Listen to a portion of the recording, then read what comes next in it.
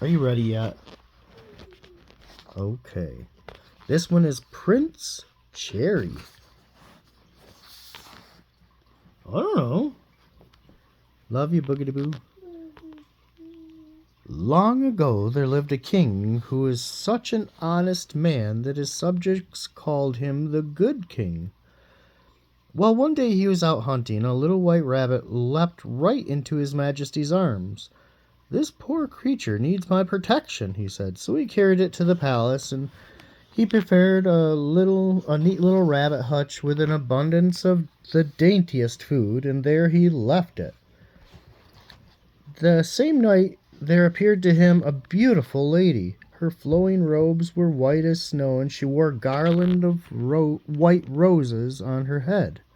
The king was greatly astonished at the sight, for his door was locked, and he wondered how so dazzling a lady could possibly enter. "I am the Fairy Candide," she said, with a smiling and gracious air. "I took a desire to know if you were as good as men say you are. I therefore changed myself into the white rabbit and took refuge in your arms. You merit the name your subjects give you. You have but to say what you most desire, and I promise you your wish shall be granted." "Madam," replied the king, "I have one well-beloved son, Prince Cherry. Whatever kindly feeling you have towards me, extend to him. I only wish him to be good, the best prince in the whole world. Of what use would riches, power, and beauty be to him if he were a bad person?" "Oh, you are right," said the fairy, "but I cannot make him good. He must do that himself. I can only change his external fortunes. The utmost I can promise is to give him good counsel, and even punish him if he will not punish himself. You mortals can do the same with your children." "Ah, yes," said the king, sighing.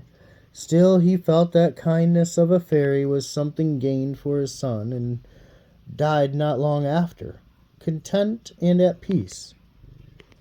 2 days after the good king was no more, Prince Cherry was sleeping in his chamber, and he saw the same dazzling vision of Fairy Candide. "I promise your father," she said, "to be your best friend, and in pledge of this take what I give you now." She placed a small gold ring upon his finger. "Whenever you do ill, this will prick your finger. If, after that warning, you still continue to be evil, you will lose my friendship, and I shall become your direst enemy," she said. And then she disappeared. Like his worst enemy if he keeps being evil. But the ring will warn him for it. He was for a long time so good that his ring actually never pricked him at all. Yeah. But one unlucky day he was out hunting and caught nothing, which vexed him so much that he showed his ill temper. So it got him really angry. Why? Well, just because he was just really frustrated because he didn't catch anything out hunting. Well, Cherry fancied his ring felt very tight and uncomfortable. But as it did not prick him, he took no heed of this until re-entering the palace. His little pet dog, BB, jumped upon him and was sharply told to get away. The creature tried to attract his attention by pulling at his garments when the Prince Cherry turned and gave him a severe kick. At this moment he felt the finger a prick of pain. He kicked his puppers, and the ring goes, "Prick, you're stop being a mean." "Oh, what nonsense," he said to himself. "The fairy must be making a game of me. I, the master of a great empire, cannot even kick my own dog." A voice replied, or else Cherry imagined it. "No, sire, the master of a great empire has the right to do good, but not to do evil." Yeah.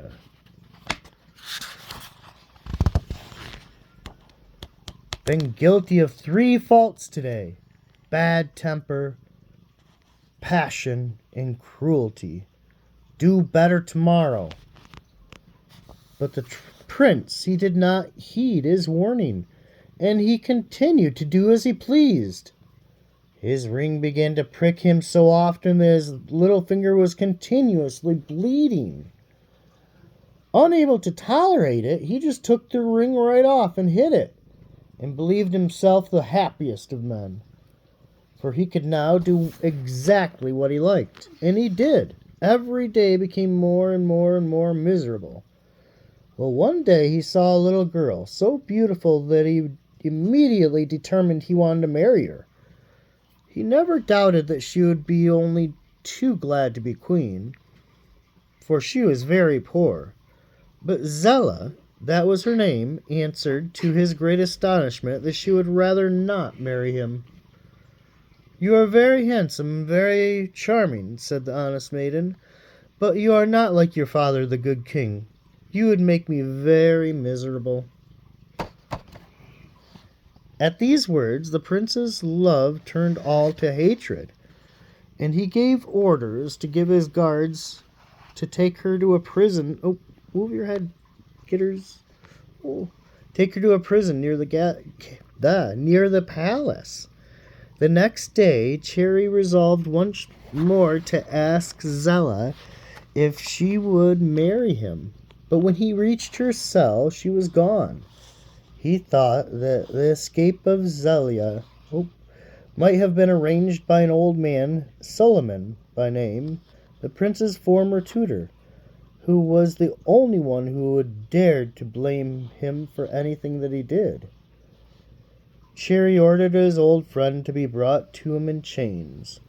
Then, full of fury, he went and shut himself up in his own chamber, where he went raging to and fro, until he startled by a noise that was a clap of a thunder, and the fairy Candide stood before him.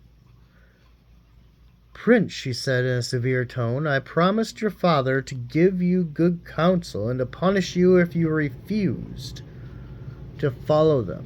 My counsels were forgotten, my punishment despised. Under the figure of a man, you have been no better than the beasts you chase. Like a lion in fury, a wolf in gluttony, a serpent in revenge, and a bull in brutality. Well, take, therefore, in your new form the likeness of all of these animals put together." Oh my goodness, that's going to be scary. Scarcely had Prince Cherry heard these words, than to his horror he found himself transformed into a creature with the head of a lion, and the horns of a bull, and the feet of a wolf, and the tail of a serpent. And at the same time he felt himself transported to a distant forest, where, standing on the bank of a stream, he saw reflected in the water his own frightful shape, and heard his own voice saying, "Look at yourself, and know your soul, and become 1,000 times uglier than even your body." Oh, your soul has become 1,000 times uglier than even your own body. Hearing no more, he soon left the stream, hoping to at least to get rid of the sight of himself. But he had scarcely gone 20 paces when he tumbled into a pitfall that was laid by catchers of bears. Laid to catch bears. The bear hunters, leaping from some trees nearby, caught him and chained him, only too delighted to get hold of such a curious-looking animal. Well, they led him along with them into the capital of his own kingdom. There great rejoicings were taking place, and the bear hunters were told that Prince Cherry, the torment of the subjects, had been struck dead by a thunderbolt. Well, that's just punishment for all of his crimes. Ugh. Got a cat here on the book again. Kidders. Well, which one was it? Oh, I see. The people had offered the crown to Suleiman, the old tutor whom Cherry had ordered to be arrested. The monster saw Suleiman sitting on his own throne and trying to calm the people by telling them that Prince Cherry might return one day to take the crown with honor. Oh, I know his heart, said the faithful old man. It is tainted, but it's not corrupt. These words touched the poor beast so deeply that he became gentle as a lamb, and suffered himself to be taken quietly to the zoo.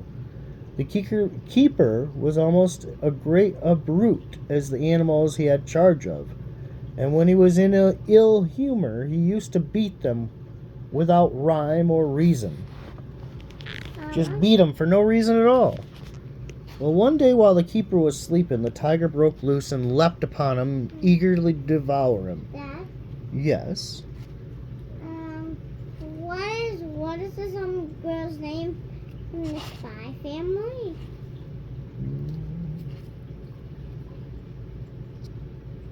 Like its real name from the Spy Family. Yeah, because it said Spy Family. Ooh. Yeah, it says Spy Family. Okay, well, we'll talk about that in a bit. Once the story is done, okay? Alright.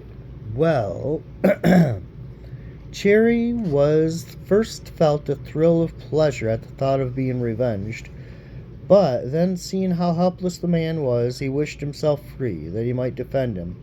Immediately the doors of his cage opened, and the keeper, waking up, saw the strange beast leap out and imagined, of course, that he was going to be slain at once. Instead, he saw the tiger lying dead, and the strange beast creeping up and laying itself at his feet to be stroked. But as he lifted his head, the voice was heard saying, "Good actions never go unrewarded." And instead of a frightful monster, there crouched on the ground nothing but a pretty little puppers. Yeah, it was a little dog. The queen wished to have the charming little dog, and Cherry would have been exceedingly happy could he have forgotten that he was originally a man and a king.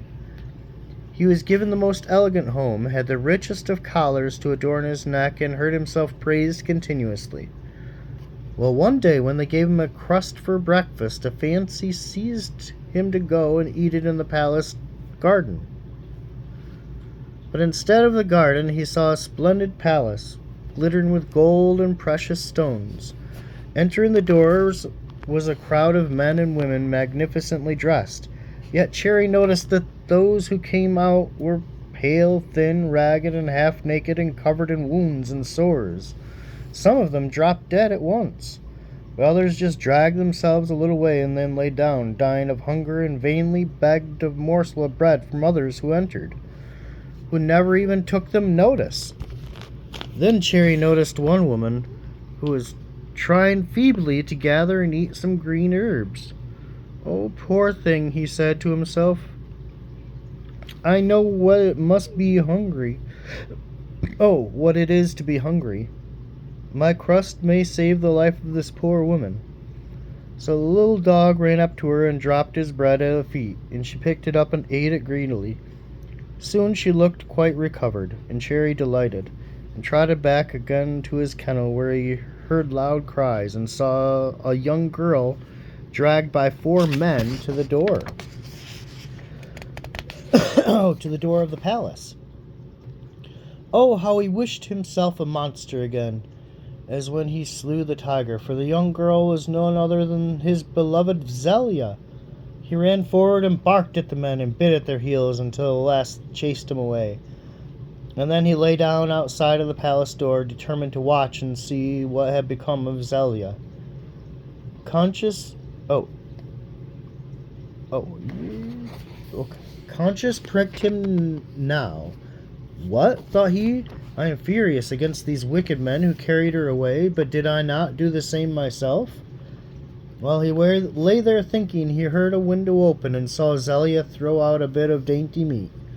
Cherry, who felt hungry enough by this time, was just about to eat it, and when the woman who he had given his crust to snatched him up in her arms. "Poor little beast," she cries, patting him.